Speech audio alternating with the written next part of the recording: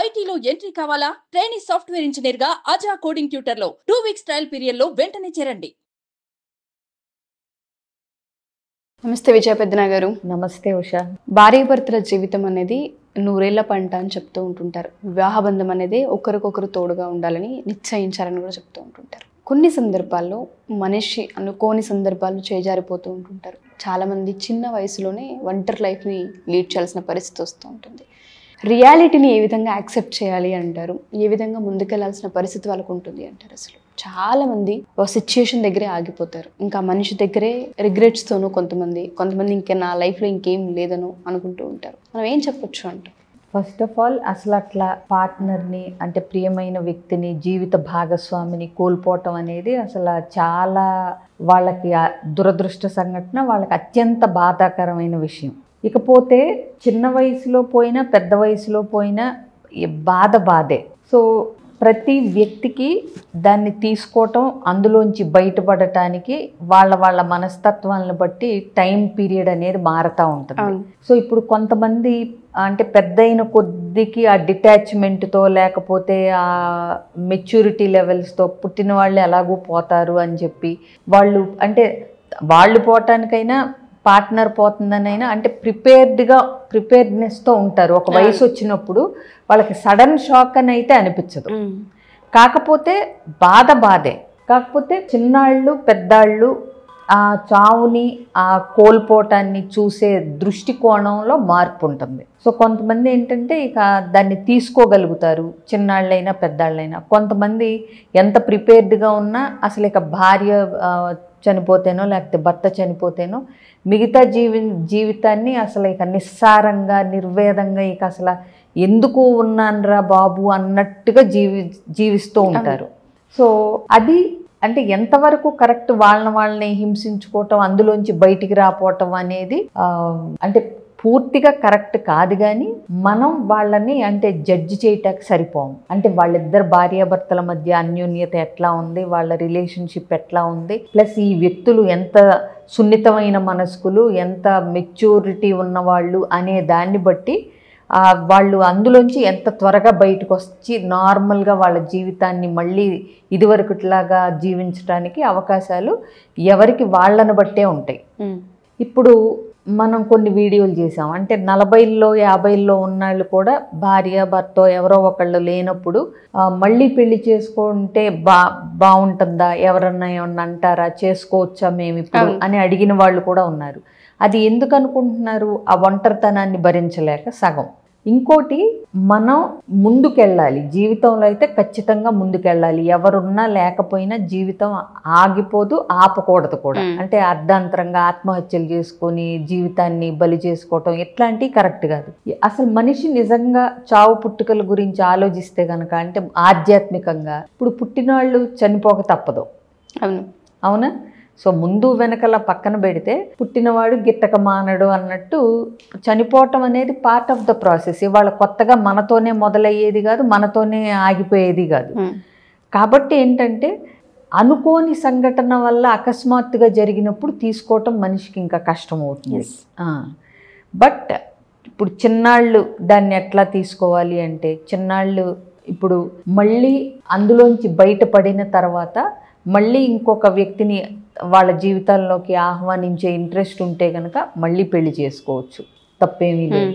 అది వయసుకు కూడా సంబంధించింది ఏం లేదు, చిన్నాళ్ళనే ఏం కాదు అది. ఇంకొకటి, ఆ వెళ్ళిపోయిన వాళ్ళని మర్చిపోవాలని ఎక్కడా లేదు. మూవ్ ఆన్ అవ్వటం అంటే వాళ్ళని మర్చిపోయి వాళ్ళ జ్ఞాపకాలన్నింటినీ అంటే కాల్చేసి తుడిచేసి ఏదో చేసినా ఇక్కడ ఉండేవి అక్కడ ఉంటానే ఉంటాయి. కాకపోతే వాటన్నిటిని ప్రతిసారి కంటికి కనపడకుండా పెట్టుకోవచ్చు, అది వేరే విషయం. మూవ్ ఆన్ అవ్వాలి జీవితంలో అంటే వాళ్ళని ఖచ్చితంగా మర్చిపోమ్మని కాదు, వాళ్ళ యొక్క జ్ఞాపకాలని అంటే అందంగా నెమరు వేసుకుని అది ఒక పార్ట్ ఆఫ్ ద లైఫ్ అన్నట్టుగా తీసుకోగలగాలి. ఎందుకంటే ఒక వ్యక్తి మరణించటం వల్ల ఇంకొక వ్యక్తి జీవితం ఆగిపోదు. అవునా? ప్రతి ఒక్కళ్ళకి ఒక టైం పీరియడ్ అనేది ఉంటుంది. బట్ అందరూ ముందుకి వెళ్ళగలుగుతారు.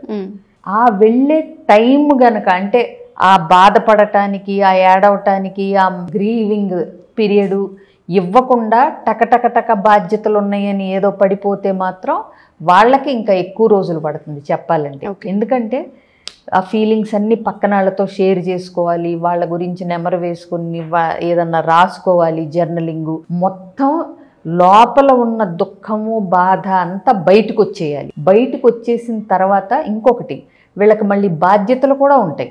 ఇప్పుడు పిల్లలు ఉంటే బాధ్యతలు ఉంటాయి, తల్లిదండ్రులు ఉంటే బాధ్యత ఉంటుంది. ఒక్క వ్యక్తితో లేరు అని చెప్పి వాళ్ళ వెనకాలే వెళ్ళిపోదాము అని అనుకుంటే గనక బాధ్యతల్ని విస్మరించినట్టే అవుతుంది. అసలు ఫస్ట్ ఆఫ్ ఆల్ నీ బాధ్యతే నీకుంది, ఎవరు లేకపోతే కూడా.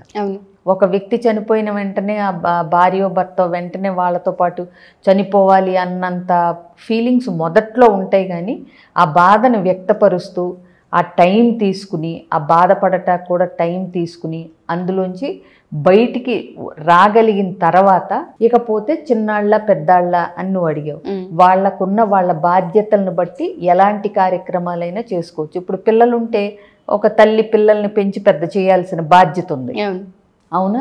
ఇప్పుడు వృద్ధులైన తల్లిదండ్రులు ఉంటే పెద్దాళ్ళు అయిపోతే వాళ్ళని చూసుకోవాల్సిన బాధ్యత ఉంటుంది, ఉద్యోగమో ఏదోటి ఉంటుంది. సో ఇవన్నీ నిర్వర్తించుకుంటూ నువ్వు ముందుకెళ్ళటానికి ప్రయత్నించాలి. అంటే ఆ వెళ్ళిపోయిన వాళ్ళు ఒక అందమైన జ్ఞాపకంగా నువ్వు వాళ్ళని గుర్తు చేసుకుని ఒక అందమైన జ్ఞాపకాలుగా ఉంచుకోవాలి తప్పితే వాళ్ళని అంటే మిస్ అవుతున్నాం అని చెప్పి దాని గురించి అతిగా బాధపడటం వల్ల వచ్చే బాధ ఇంకా ఎక్కువగా ఉంటుంది.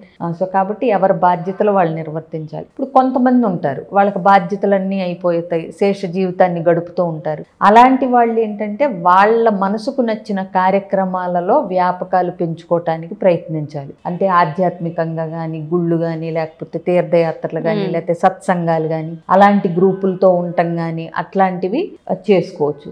అలాగే కొంతమంది ఆర్థికంగా చక్కగా వెల్ ఆఫ్ ఉంటారు, వాళ్ళైతే సామాజిక కార్యక్రమాలు, చారిటీ ప్రోగ్రామ్స్ ఇట్లాంటివి చేసే గ్రూపుల్లో జాయిన్ అయితే ఏంటంటే వాళ్ళకి ఎప్పుడు ఏదో ఒక వ్యాపకం ఉండేలాగా వాళ్ళు ఏదో ఒకటి అంటే పనులు ఉంటాయి కదా, ఇవాళ అక్కడనో లేకపోతే ఇక్కడికనో, ఈ అనాథాశ్రమం కనో ఆ వృద్ధాశ్రమం కనో ఏదో ఒకటి వాలంటీర్ చేయటమో ఇట్లాంటివన్నీ చేసుకోగలగాలి. అలాగే హాబీస్ ఏదన్నా ఉంటే వాటిల్ని మళ్ళీ అంటే ఇదివరకు పనుల్లో పడిపోయి తీరిక లేకుండా ఉన్న చిన్న చిన్న సంతోషాలు, హాబీస్ ఏమన్నా ఉంటే కుట్టుకోవటం కానీ, పెయింటింగ్లు కానీ, ఆర్ట్ కానీ, ఏదైనా పాటలు పాడటం కానీ, మ్యూజిక్ కానీ, వేణో గిటారో అసలు వాళ్ళకి ఏది ఉంటే అది. సో రాయటం ఉంటుంది కొంతమందికి.